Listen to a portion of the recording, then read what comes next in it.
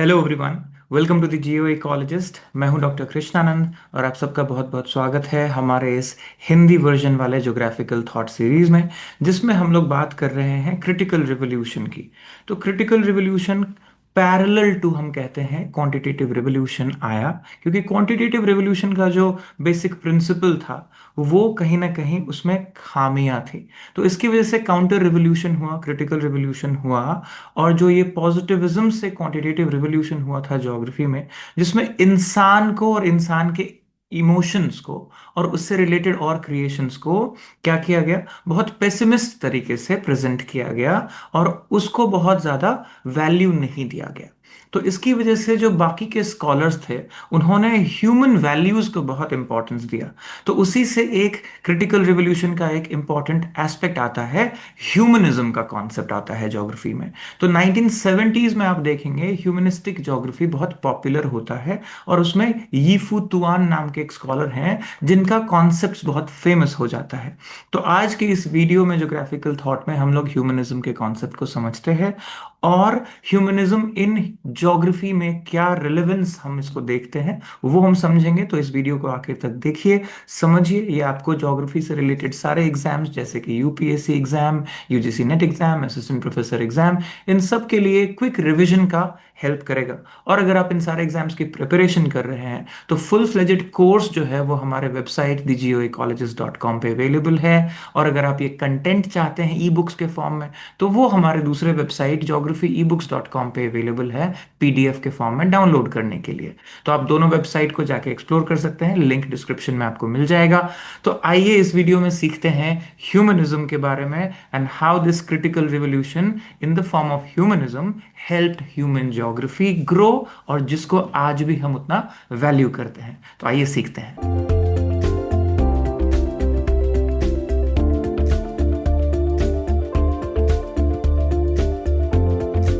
तो जैसा कि आप देख सकते हैं, ये है प्रोफेसर यूफू तुआन और ये बहुत इंपॉर्टेंट रोल प्लेयर है ह्यूमनिज्म के राइज में 1970s में। तो 1970s में ह्यूमनिस्टिक ज्योग्राफी एक एंग्लो अमेरिकन डिसिप्लिन की तरह इमर्ज करता है और ये काउंटर रिवॉल्यूशन का हिस्सा रहा अगेंस्ट क्वांटिफिकेशन।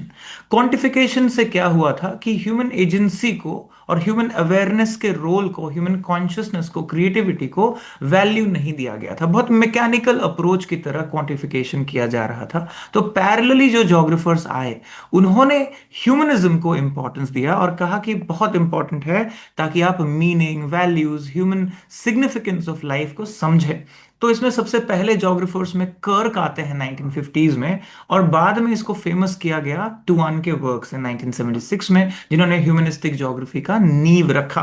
तो ह्यूमनिस्टिक ज्योग्राफी जो है वो इनका वर्क है, यीफू तुआन जो है उनका वर्क है ह्यूमनिस्टिक ज्योग्राफी, जो पब्लिश होता है 1976 में। और इसका मेन फोकस था ओबियसली लोगों के ऊपर और उनकी वैल्यूज, उनकी इमोशंस, उनकी आइडियाज, जिससे हम ह्यूमन स्पेस को शेप करते हैं। आप सोचिए कि आप जिस घर में रहते हैं, आपका खुद का कमरा आप अपने ही वैल्यू सिस्टम से, अपने ही इमोशन से शेप करते हैं। वैसे देखिए तो वो कंक्रीट का ही रूम है। वो रूम अगर किसी और को दे दिया जाए तो क्या वो उसी तरीके से सारा सामान रखेगा? नहीं रखेगा। तो इसका मतलब किसी भी गिवन एक्स वाई जी स्पेस में, जो कि एब्सोल्यूट स्पेस की तरह आप देखिए, मैपेबल स्पेस की तरफ देखिए, वो स्पेस को इंसान जो है वो हम क्या बोलते हैं, घर को क्या बनाता है, होम बनाता है, हाउस को। तो वो जो कॉन्सेप्ट है इंसानी वैल्यू का, उसको क्या कहीं ना कहीं क्वांटिटेटिव रिवॉल्यूशन क्या कर रहा था, डाउन प्ले कर रहा था, उसको नेग्लेक्ट कर रहा था। बट रियलिटी कैसा है, किसी भी शहर आप चले जाइए, वो इंसानी वैल्यू से ही शेप होता है।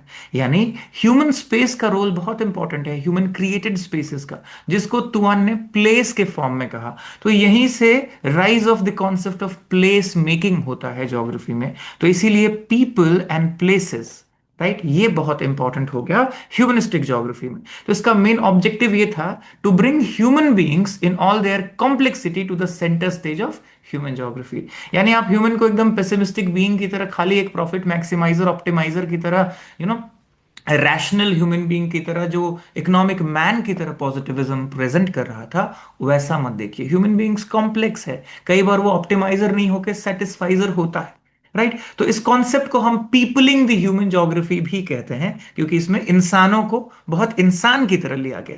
तो ग्रेगरी क्या कहते हैं कि इसका जो क्वांटिटेटिव रेवोल्यूशन से ड्यूह्यूमनाइज हो रहा था ज्योग्राफी, बहुत ज्यादा ही पॉजिटिविज्म एंड मार्क्सिज्म की वजह से, क्योंकि इसमें ह्यूमन बींग्स को सिर्फ एक पेसिमिस्टिक बीइंग की तरह देखा जा रहा था, राइट। इसको उससे ज्यादा इंपॉर्टेंस नहीं मिल रहा था। तो ह्यूमनिस्टिक ज्योग्राफी एक रेनेसा, एक रिवाइवल की तरह आता है, जिससे ह्यूमन ज्योग्राफी बहुत स्ट्रांग होता है। और ह्यूमन ज्योग्राफी का कंसर्न था प्लेस, स्पेस, एनवायरनमेंट और उसका interaction in consequence to human activities. तो अगर आप देखिए तुआन की किताब से ये डेफिनेशन, आप इसको लिख भी सकते हैं, या जैसा मैंने कहा geographyebooks.com वेबसाइट पे ये पूरा पूरा पीडीएफ ज्योग्राफिकल थॉट का अवेलेबल है, ई बुक आप डाउनलोड करके रख लीजिए। तो humanistic geography tries to understand human world by analysing people's relationship with nature, their geographical behavior, their feelings, ideas। याद रखिए, फीलिंग्स आइडियाज की बात नहीं होती थी क्वांटिटेटिव रिवोल्यूशन में, क्योंकि वो क्वांटिफाइबल है ही नहीं, राइट। तो उसकी बात नहीं होती थी, तो लोगों को लगता था उससे काम चल जाएगा ज्योग्राफी को समझने में। बट ह्यूमन ज्योग्राफी को ह्यूमन फीलिंग से, इमोशन से डिटैच करके कैसे देख सकते हैं आप? Human feelings and emotions and values से ही तो पूरा ह्यूमन सिस्टम्स बनता है। तो उसको वापस जो है वो फ्रंट में लेके आते हैं ह्यूमनिस्टिक ज्योग्राफी में, राइट। तो ह्यूमनिस्टिक ज्योग्राफी में जो है फिलोसफी ऑफ एग्जिस्टेंशियलिज्म जो है वो कॉमनली आपको देखने मिलेगा कि what exists and how it exist, existence before essence, ये सब कॉन्सेप्ट जो है इसमें इन्होंने बताया कि ह्यूमंस एग्जिस्टेड फर्स्ट, और उसके बाद वो रिस्पॉन्सिबल होते हैं हर एक्शन के लिए, और उसी से बाकी क्रिएशंस होती हैं स्पेसेस में, स्ट्रक्चर में, और ये सारा क्रिएशन उसी से होता है ह्यूमन एक्टिविटीज में। तो ह्यूमन ज्योग्राफी का जो तीन बेसिक कॉन्सेप्ट है, एंथ्रोपोसेंट्रिज्म यानी ह्यूमन सेंटर्ड हो गया, सब्जेक्टिविटी को स्पेस मिला, मतलब जरूरी नहीं आप रैशनल होइए हर केस में, ऑब्जेक्टिव होइए, टू द पॉइंट बताइए। ह्यूमन बींग्स कॉम्प्लेक्स बींग्स हैं। एक बात को हम तीन तरीके से समझते हैं, तीन टाइम पे हम तीन अलग पर्सपेक्टिव से देख सकते हैं। तो बहुत सब्जेक्टिविटी है ह्यूमन बींग्स में इन्वॉल्व, और उसी से वो स्पेस को कैरेक्टर देता है, उसी से वो शेप देता है स्पेस को। और कॉन्सेप्ट ऑफ प्लेस, ये तीन चीजें निकल के आई। अब लोग बोलेंगे स्पेस और प्लेस में क्या फर्क है, राइट। तो प्लेस जो है वो क्लियरली बोलता है कि वो गिवन स्पेस के बियॉन्ड, वो जो हम बनाते हैं वो प्लेस है। Places are made, they don't exist, right. Spaces exist, है ना। तो ये चीज को ध्यान रखना है। ह्यूमनिस्टिक ज्योग्राफी ने इस तरह की बातें की कि ह्यूमन सिर्फ इकोनॉमिक मैन की तरह आप मत देखिए जो एक आइसोट्रॉपिक सरफेस पर रहता है। तो ये फुतुआन ने 5 थीम्स बनाई। पहली थीम है ज्योग्राफिकल नॉलेज और पर्सनल ज्योग्राफीज। इसमें उन्होंने बताया परसेप्शन का रोल, इसमें बताया कि ह्यूमन माइंड्स कैसे आइडियाज से चीजों को अपने हिसाब से कॉन्स्टिट्यूट करते हैं, समझते हैं, कैसे रैशनली नहीं देखते हैं वो, एक्चुअली वो बहुत इरेशनल होते हैं। थिंकिंग और परसेप्शन चेंज होता है उनका। तो पहला चीज था कि नॉलेज ऐसे क्रिएट होता है। दूसरा थीम था इसका role of territory and creation of place identity, कि किस तरह से इंसान अपनी टेरिटरी मार्क करता है, राइट। किस तरीके से एक गिवन स्पेस में वो सेटिस्फैक्शन के साथ रहता है, कैसे वो उसको रिक्रिएट करता है। तो तुआन इसमें बोलते हैं कि पर्सपेक्टिव ऑफ एक्सपीरियंस बहुत मैटर करता है। जैसे उन्होंने 2 वर्ड दिए इसमें, टोपोफोबिया और टोपोफिलिया। टोपो का मतलब तो लैंड है, फोबिया मतलब किसी जगह से डर, राइट। तो सोच के देखिए, जिस जगह पे आपके साथ कुछ बुरा व्यवहार हुआ हो, या आपके साथ कोई एक्सीडेंट हुआ हो, या आपकी अच्छी प्लेजरेबल एक्सपीरियंस नहीं रही हो, बिटर एक्सपीरियंस रहा हो, वो आपको कैसा लगता है? क्या आप दोबारा जाना पसंद करते हैं उन जगहों पे? तो आप देखेंगे आपको उससे फोबिया हो जाता है कहीं ना कहीं, राइट। एक्सपीरियंस कितना मैटर करता है।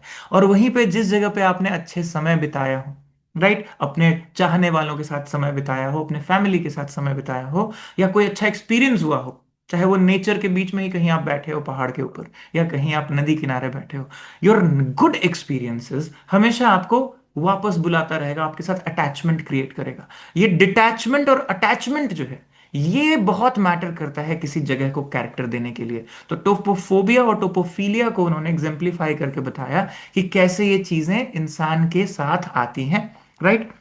और उसी से स्पेस को कैरेक्टरिस्टिक मिलता है। ऐसे ही क्राउडिंग एंड प्राइवेसी का कॉन्सेप्ट इन्होंने दिया कि प्राइवेसी बहुत इंडिविजुअलिस्टिक है, राइट। तो with in private space of individuals they develop their own personal world. आजकल मी टाइम बहुत फेमस हो गया है, आई एम श्योर आप समझ पा रहे होंगे। Role of geographical knowledge in determining livelihood, कि किसी भी जगह पे लाइवलीहुड को डिटरमाइन के लिए ज्योग्राफिकल नॉलेज बहुत इंपॉर्टेंट है, राइट। यानी प्रैक्टिकली प्रैग्मेटिज्म का एसेंस आपको यहां दिखेगा। इसीलिए लाइवलीहुड के लिए खाली ये नहीं है कि सड़कें और इंफ्रास्ट्रक्चर बना दीजिए, सिर्फ उससे अगर होता तो काम हो जाता। इसका मतलब वहां का सिस्टमैटिक नॉलेज समझना, इंसान के साथ उसकी लिंकेज समझना बहुत जरूरी है लाइवलीहुड के लिए। और पांचवा था द इम्पैक्ट ऑफ रिलीजन। इन्होंने कहा कि रिलीजन एक तरीके से इंसान के जो वैल्यूज है, बिलीफ है, एथिक्स है, इसको शेप करता है। इसके लिए बहुत इंपॉर्टेंट रोल प्लेयर है रिलीजन। और आज के डेट में आप दुनिया को देखिए, रिलीजन कितना बड़ा रोल प्लेयर है also in uniting as well as dividing people, changing landscapes, isn't it? आप देख सकते हैं अपने आसपास, राइट? तो आप देखिए कि दो कॉम्प्लीमेंट्री रिसर्च मेथड इन्होंने बताया, एक्सप्लेनेशंस ऑफ एक्सपीरियंसेस और इंटरप्रिटेशन ऑफ सोशल वर्ल्ड।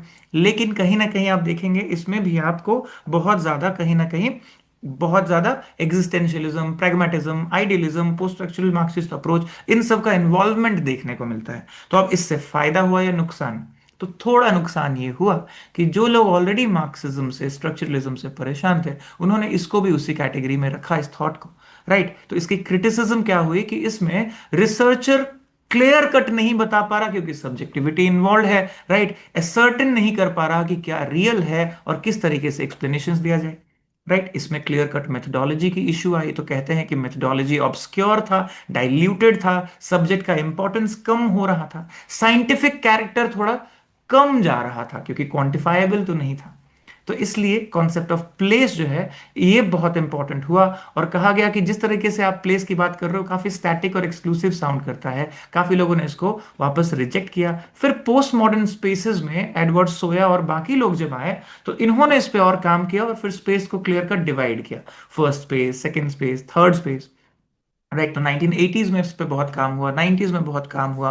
फिर पावर रिलेशंस, जेंडर रिलेशंस, इस तरीके से जब ज्योग्राफी आगे बढ़ा, जो कि हम आगे की वीडियोस में भी सीखेंगे, पढ़ेंगे, तो इसमें और आगे इवोल्यूशन हुआ। और ह्यूमन ज्योग्राफी में, ह्यूमनिस्टिक ज्योग्राफी का एक बहुत बड़ा रोल सामने आता है, राइट? इसकी क्रिटिसिज्म भी है, लिमिटेशंस भी है, बट ये डेफिनेटली बहुत बड़ा रोल प्लेयर है in establishing human geography on forefront. इसीलिए आप देखेंगे, आप सिर्फ फिजिकल ज्योग्राफी नहीं पढ़ते आपके सिलेबस में, ह्यूमन ज्योग्राफी का इंपॉर्टेंट कंपोनेंट होता है, राइट? जो कि काफी तरह सोशियोलॉजी से, एंथ्रोपोलॉजी से, इकोनॉमिक्स से मैच करता हुआ या ओवर प्ले, इंटरप्ले करता हुआ आपको कई बार नजर आता है, राइट? सो मैं आशा करता हूं ये आपको समझ आया हो, आपके क्विक रिविजन्स में ये काम आए। इंपॉर्टेंट कीवर्ड्स को हाईलाइट करके रखिए, इंपॉर्टेंट स्कॉलर्स को समझिए, राइट? ये कॉन्सेप्ट को अच्छे से अगर समझेंगे तो आप एग्जाम्पल के फॉर्म में आंसर भी लिख पाएंगे अगर आपको एग्जाम में जरूरत है।